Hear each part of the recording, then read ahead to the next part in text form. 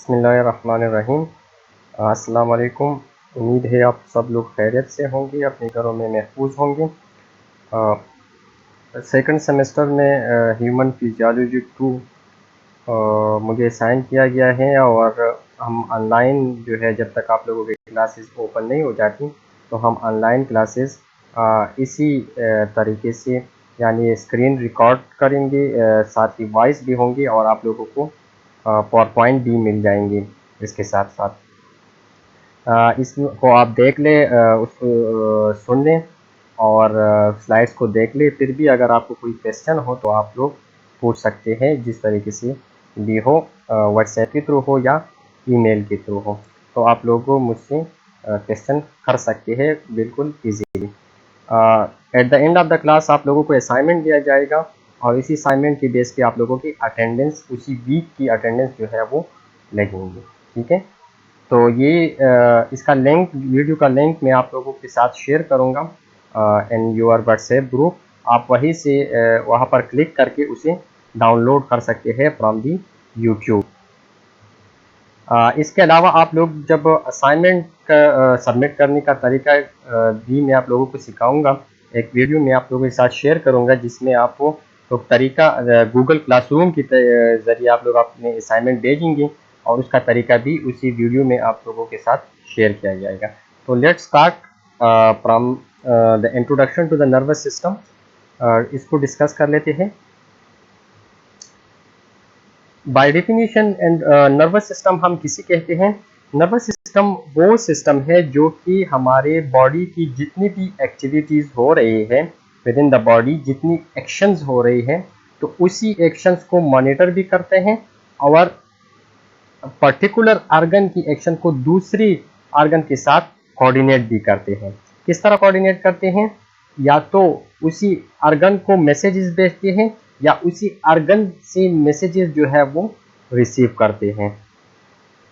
So nervous system इसी तरीके, इसी मैसेजेस के ट्रांसफर एंड रिसीविंग के जरिए से एक दूसरे के साथ कम्युनिकेट करते हैं, ब्रेन के साथ ऑर्गन को और ऑर्गन को एक दूसरे के साथ। ये आगे हम डिस्कस कर लेंगे कि किस तरह वो एक दूसरे के साथ कम्युनिकेट करते हैं और ब्रेन के साथ कम्युनिकेट करते हैं।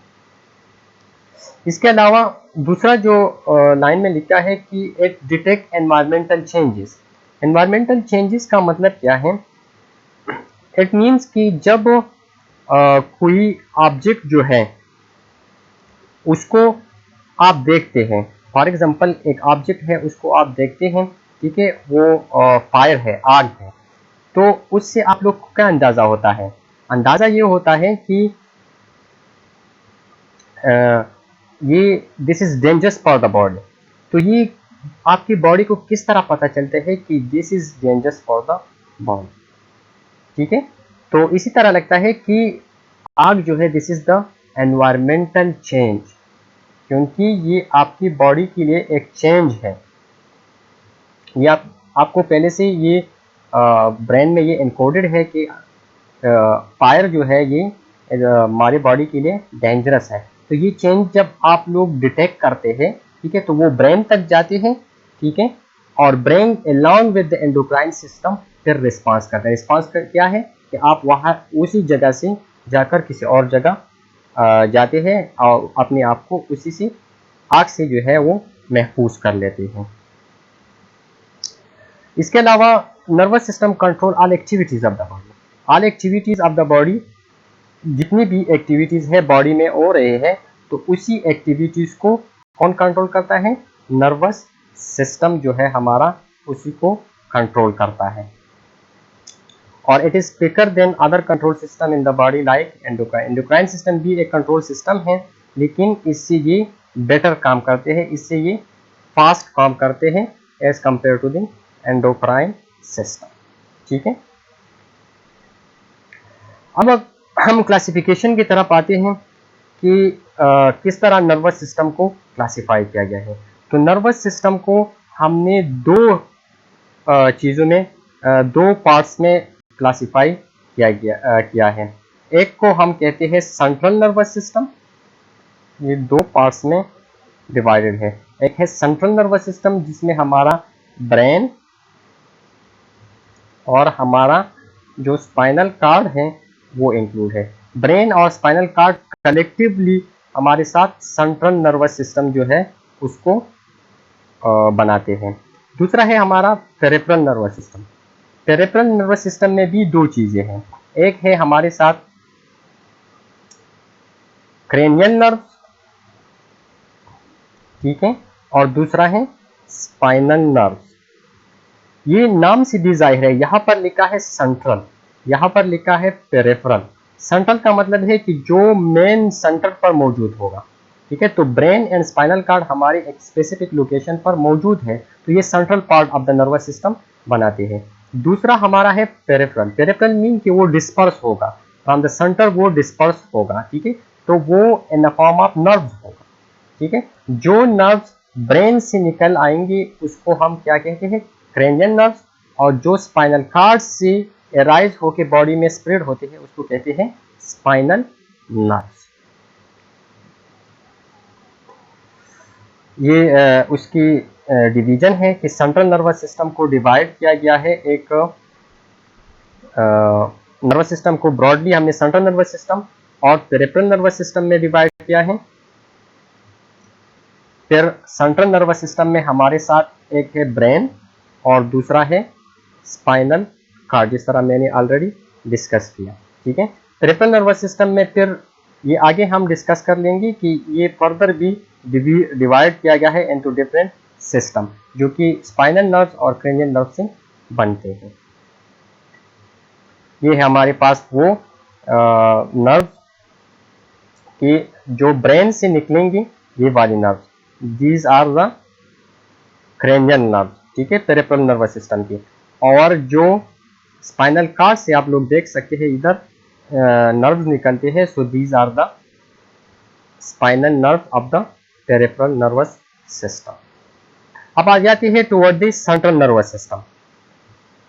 सेंट्रल नर्वस सिस्टम जो है वो हमारे पास टू टाइप ऑफ सेल से बने हैं। एक है हमारे पास न्यूरॉन और दूसरा है हमारे पास न्यूरॉन और दूसरा है न्यूरोग्लिया। न्यूरॉन क्या है, न्यूरोग्लिया क्या है? न्यूरॉन जो है ये basic structural and functional unit है सेंट्रल नर्वस सिस्टम की, ठीक है। यानी जितनी भी कंडक्शन होती है, जितनी भी ट्रांसमिशन होती है, वो थ्रू दिस न्यूरॉन होते हैं, ठीक है।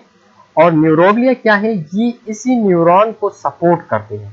किस तरह सपोर्ट करते हैं? उसको न्यूट्रिएंट्स प्रोवाइड करते हैं, उसको जो है ब्लड प्रोवाइड करते हैं, जितनी भी इसेंशियल चीजें होती हैं वो न्यूरॉन को सप्लाई करते हैं थ्रू दिस न्यूरोग्लिया, ठीक है।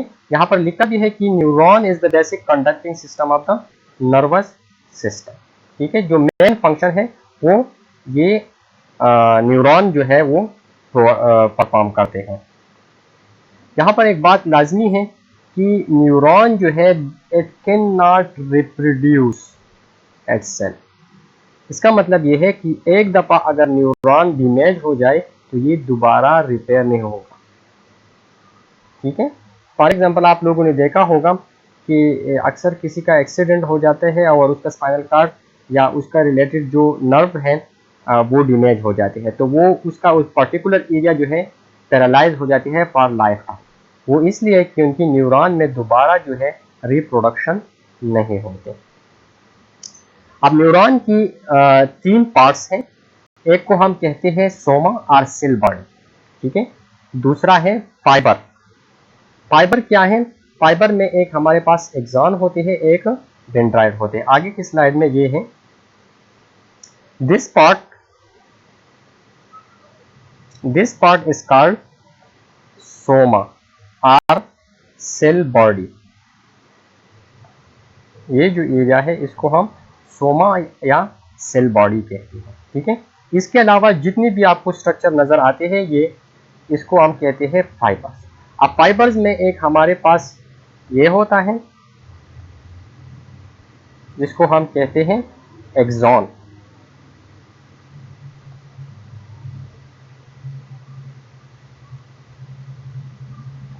ये क्या है? एक्सॉन।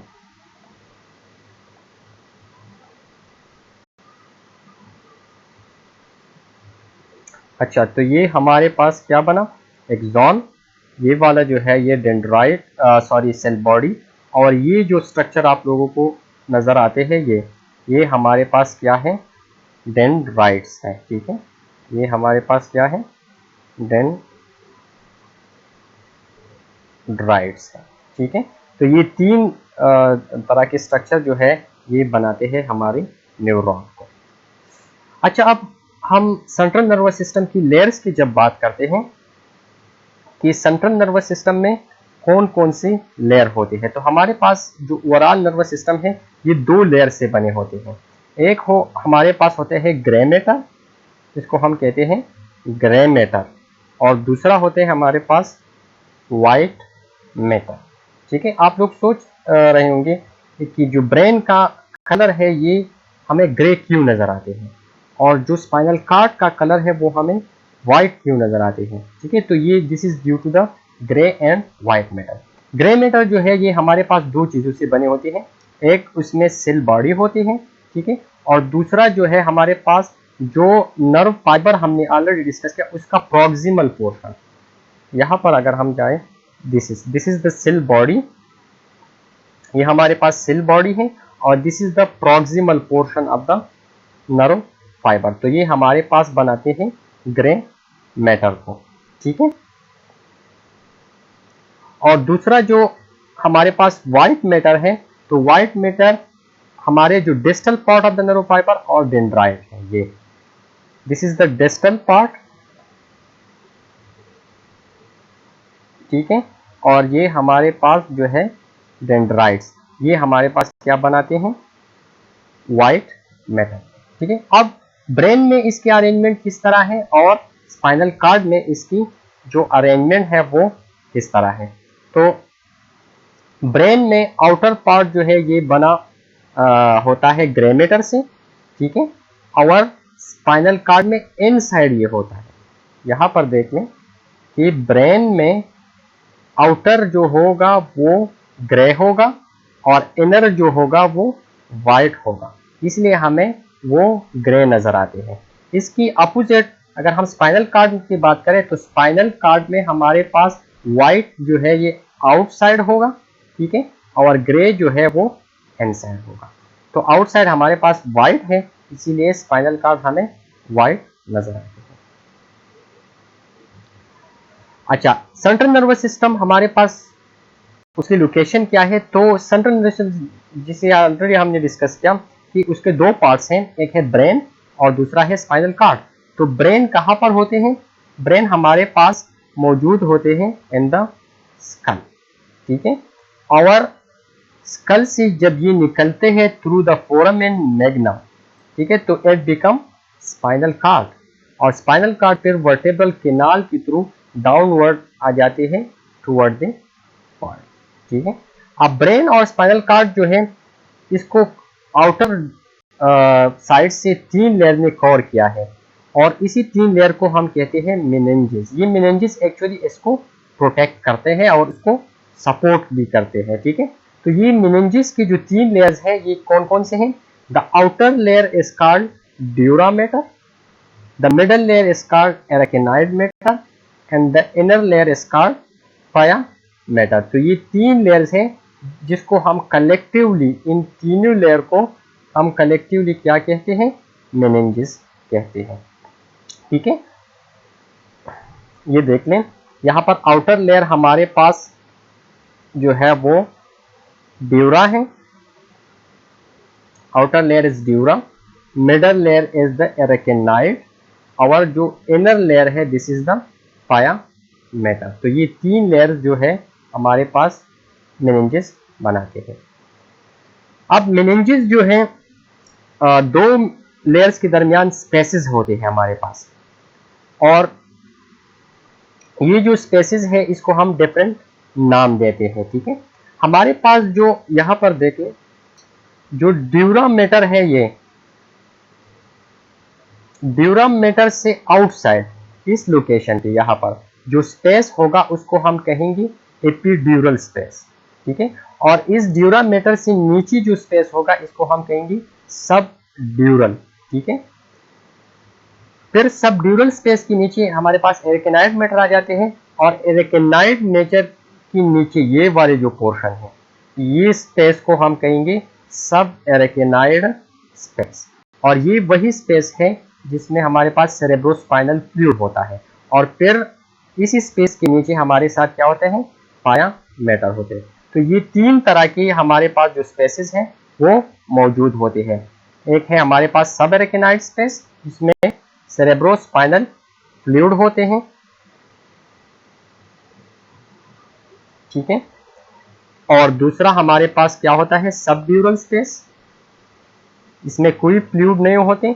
और तीसरा जो हमारे पास है वो है एपिड्यूरल स्पेस, जिसमें हमारे पास भी कोई फ्लूइड नहीं होते। रिपीट करता हूं, यहां पर देख लें, एक जो है ड्यूरा की ऊपर है ये वाला, इसमें भी कोई फ्लूइड नहीं है।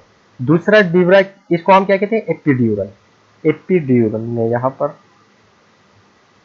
लिख लेता हूं, एपिड्यूरल, इसको हम कहते हैं ई सी में डिनोट कर, एपिड्यूरल स्पेस, ठीक है। और जो ड्यूरा की नीचे है इसको हम क्या कहते हैं, सब ड्यूरल स्पेस। फिर एरेकेनाइड मैटर, और एरेकेनाइड मैटर के नीचे जो होते हैं उसको हम सब एरेकेनाइड स्पेस। ये वाहिद स्पेस है जिसमें हमारे पास फ्लूइड होता है। कौन सा फ्लूइड, सेरेब्रोस्पाइनल फ्लूइड इसमें मौजूद होता है। ये एक असाइनमेंट है इसी वीक का कि आप लोग एक असाइनमेंट तैयार करें जिसके ऊपर आपकी अटेंडेंस लगेगी कि अगर हम बाहर स्किन से अंदर ब्रेन स्पाइनल कार्ड की तरफ जाते हैं, from the exterior skin to the interior spinal cord, तो कौन कौन से स्ट्रक्चर हमारे साथ आ जाते हैं, स्किन, इसके बाद क्या, and so on, till the spinal cord जब हम जाते हैं तो इसी दरमियान कौन कौन से हमारे जो स्ट्रक्चर है वो इसमें इंक्लूड हो जाता है। और ये उसकी डेडलाइन है, उस तक आप सबमिट कर लें।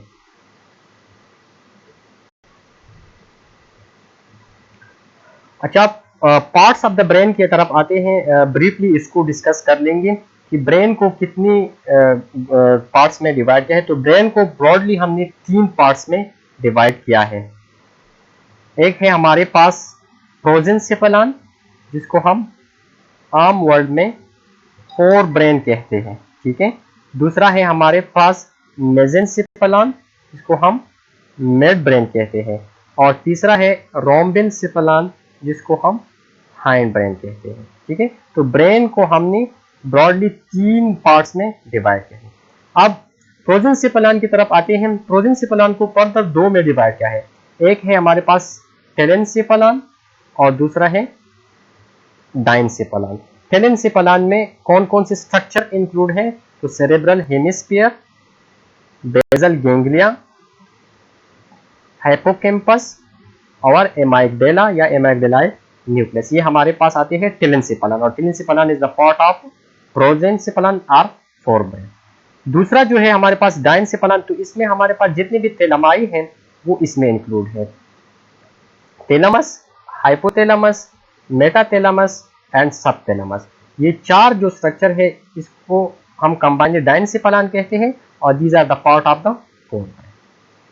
इसके अलावा मिड ब्रेन क्या है, मिड ब्रेन हाइंड ब्रेन और फोर ब्रेन, इन दोनों को क्या करते हैं, कम्युनिकेट करते हैं मिड ब्रेन, ठीक है। और जो हाइंड ब्रेन है जो बैक साइड पे है, ये भी 2 हिस्सों में है। एक है हमारे पास मेटेनसेफेलॉन, ठीक है, और दूसरा है माइलिनसेफेलॉन। मेटेनसेफेलॉन में कोन और सेरेब्रम है, ठीक है, सेरेब्रम याद रखें, सेरेब्रम, ठीक है। जबकि सेरेब्रम जो है वो हमारे पास फोर ब्रेन का पार्ट है, सेरेब्रम जो है वो हमारे पास हाइंड ब्रेन का पार्ट है। और माइलिनसेफेलॉन में हमारे पास कौन सा स्ट्रक्चर इंक्लूड है, मेडुला ओब्लांगेटा। तो these are the structure of the brain, जिसको हमने मुख्तलिफ डिवीजन किए। इसके अलावा यहाँ पर कुछ स्ट्रक्चर है, ये मैं हाईलाइट कर लेता हूँ। ये पोन्स, मेडुला ओब्लांगेटा और मिड ब्रेन, इन तीनों स्ट्रक्चर को हम कंबाइनली कहते हैं ब्रेन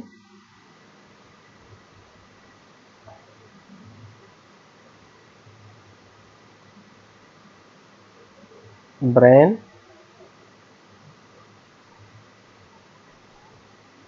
स्टेम।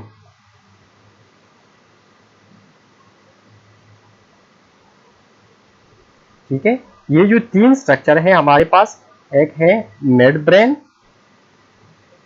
पोन्स और मेडुला ओब्लांगेटा, इन तीनों स्ट्रक्चर को हम कंबाइंडली क्या कहते हैं? ब्रेन स्टेम हम इसको कहते हैं।